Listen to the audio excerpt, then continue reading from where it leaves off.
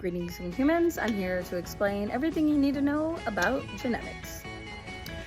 So going through all of the vocab words that we need to know, we'll be using punnets squares to solve genetics problems. We need to know the difference between homozygous and heterozygous. I think the easiest way is to think of homo as same and hetero as different. So when we have a homozygous genotype, they're going to have the same letters. So you might have A, B, big A, big A, big B, big B, big G, big G. Heterozygous is when it's going to be different. So you might have big G, small g, big A, big B, little b. Homozygous can also be two little a's, two little b's, little b, little b. Dominant, we're going to represent with capital letters. Recessive, we're going to represent with lowercase letters.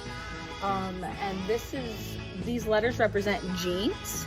The different types of letters are called alleles. Alleles are the different forms of a gene. So if you have big B representing brown and little b representing blue, these are the different alleles, the different form of the gene. The gene can either code for brown hair or brown eyes, or it can code for blue eyes. The genotype are the letters. So if we say big B, that is the genotype of an individual.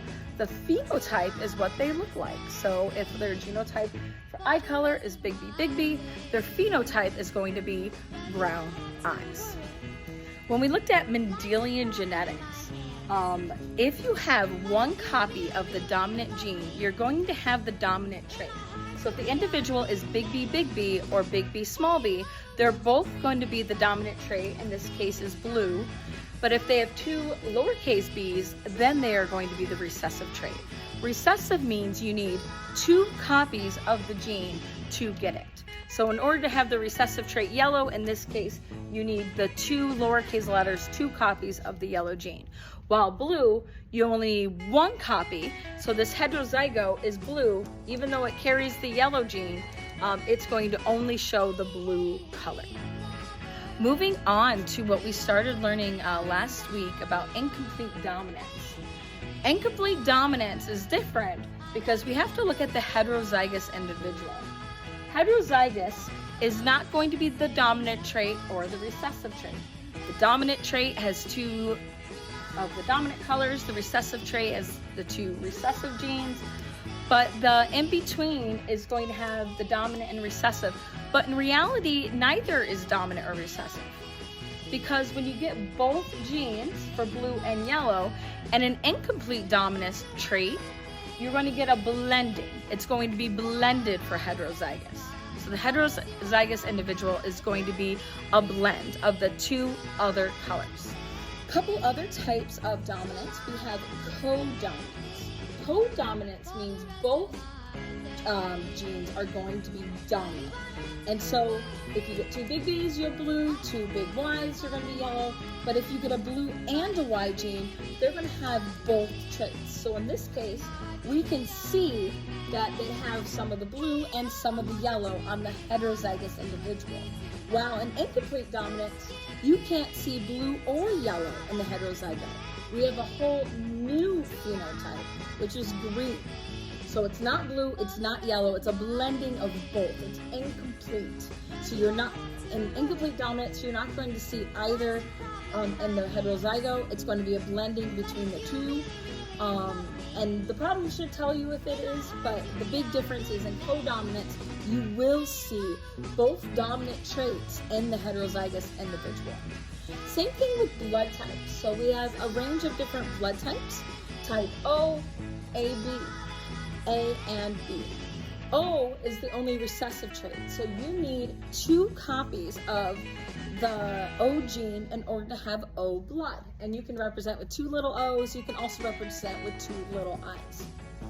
AB is codominant. That means A and B is dominant. So if you get both genes, you're going to have type A and type B blood. Then we have type A. Could either be big A, or it could be big A-O, which means it's dominant over the O blood type. So you could be a carrier for the O blood type, but not have O blood. And then for B, same thing. If you have type B blood, you don't really know which genotype you have, big B, or big BO. B is dominant over the O, so even if you have the O gene, you're still going to have type B blood. The last type of genetics that we learned was sex-linked traits. Sex-linked means it's going to be on the X chromosome. And males are XY, so they only have one copy of the X chromosome. While females are going to be XX, they have two copies. So in order to get the recessive trait, males only need one copy to have the recessive trait, while females need two copies. So if we're looking at color blindness, males have the normal color gene, they're going to have normal vision, but if they get the colorblind gene, they only need one copy and they're going to be colorblind. Females, however, need two copies of the colorblind gene in order to be colorblind.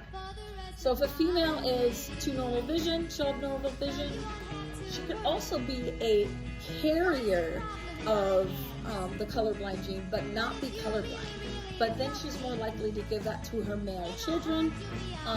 But if the male has a normal vision gene on its X chromosome, it's going to have normal vision. But the problem with sex-linked is since males only have one X chromosome, they're more likely to have those recessive traits. Hi, I'm going to go over a couple practice problems for non-Mendelian genetics to help prepare for your test tomorrow. In an incomplete dominance, we are going to have a heterozygote is going to be a blending of dominant and recessive. So a great example are the flowers, where big R are red flowers, little r, white flowers, and the heterozygote, big R, little r, is going to be pink.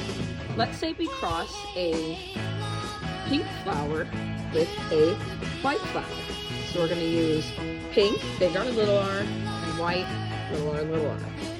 Pink, white. So if I have to talk about the genotypes, remember the genotypes are the letters, it's what the genes are saying. The genotypes possible are big R, little r, and little r. If I have to give the percentages, big R, little r is 2 out of 4 boxes.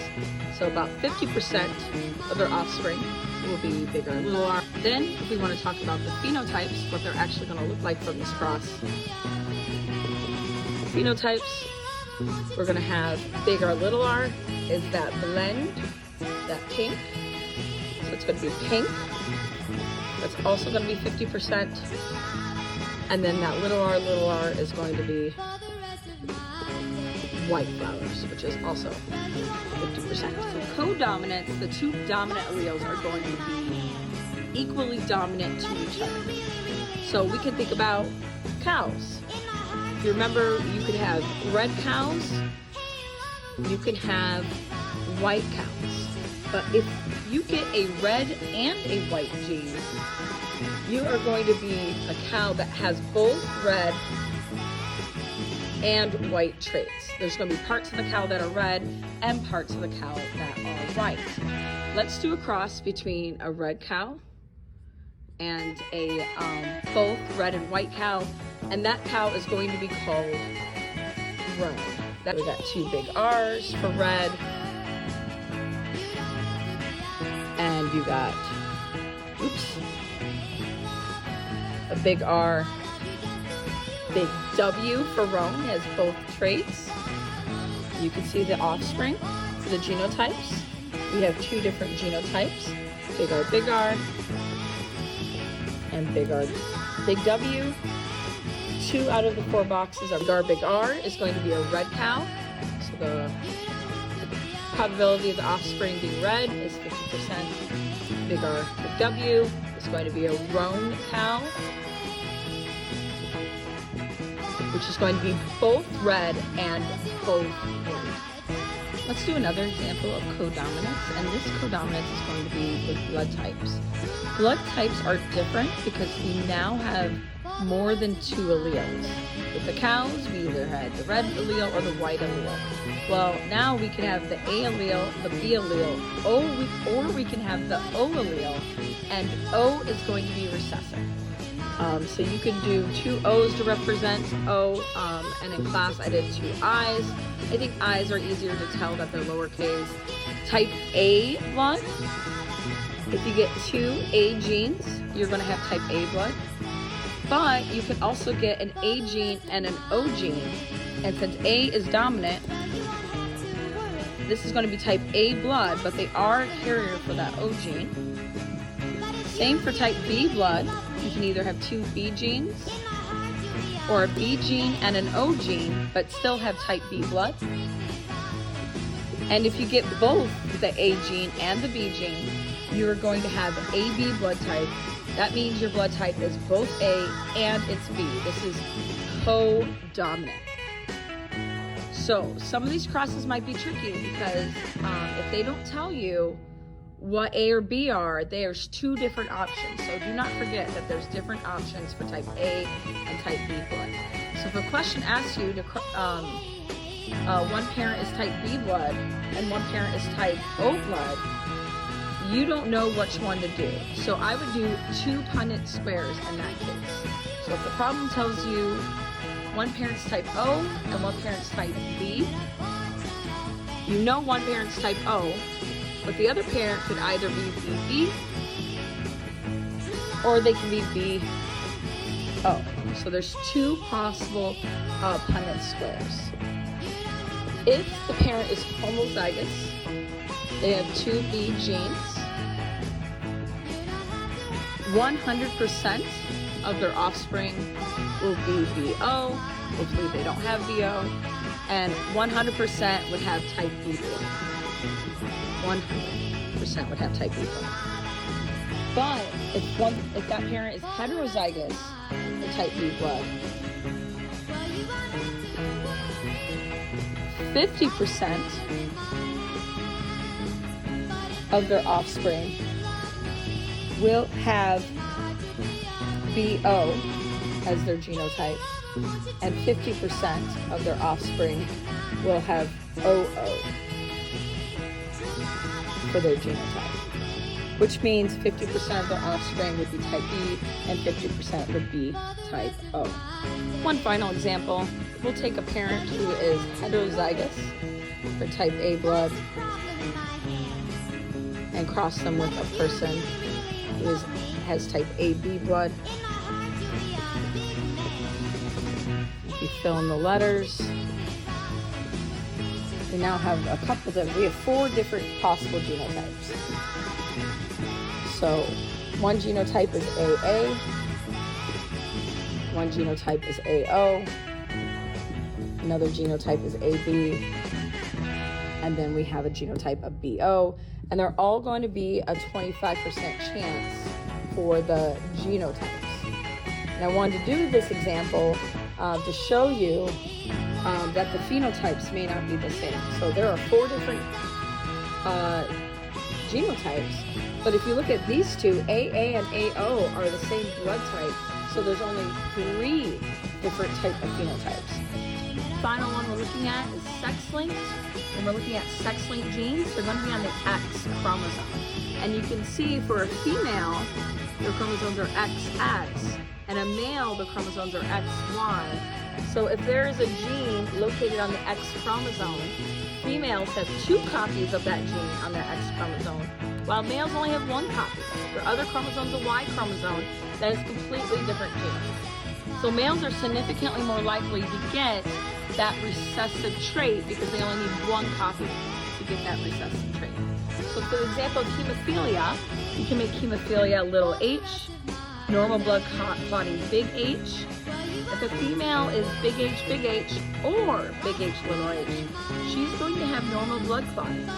The only way for a female to have hemophilia is if she has 2 copies of that hemophilia gene. While males, if they have the normal blood clotting gene, they have normal blood clotting, and if they have the hemophilia gene, they automatically have hemophilia.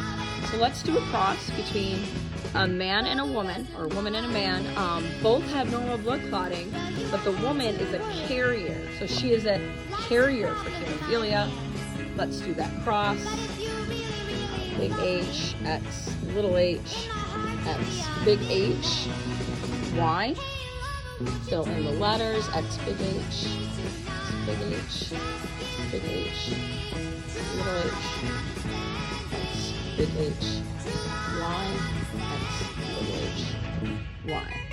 So if you look at this, if you had to calculate what is the probability any of their children would have hemophilia, it would only be this child, this male child with that hemophilia gene. So overall, chances of any of their children having hemophilia is 25%. But if you're looking at just the sons, that would just be these two squares. These are the only two that are XY, so they're both male. So if you're looking at just their sons, what are the chances their sons will have hemophilia? Well, that's 1 square out of 2. So the chances of their sons having hemophilia is a 50% chance.